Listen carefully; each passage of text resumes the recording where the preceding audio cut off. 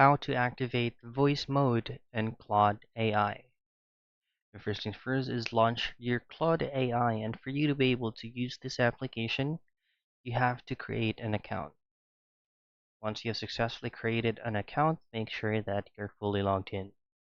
Now, this microphone icon right here, this is letting us know that the voice mode on Claude AI is now fully activated.